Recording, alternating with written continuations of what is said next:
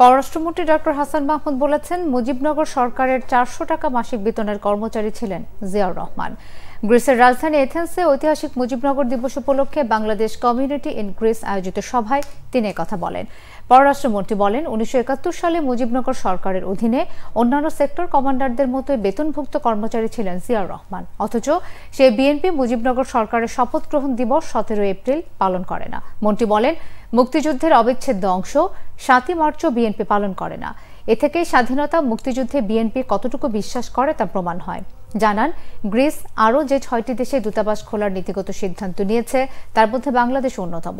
এ সময় সবাইকে বৈধ পথে রেমিটেন্স পাঠানোর আহ্বানও জানান পররাষ্ট্রমন্ত্রী ডক্টর হাসান মাহমুদ।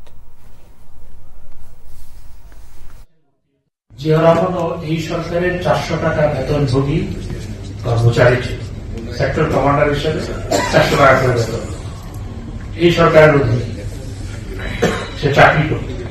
অন্য সেক্টর কমান্ডারও 400 টাকা বেতন।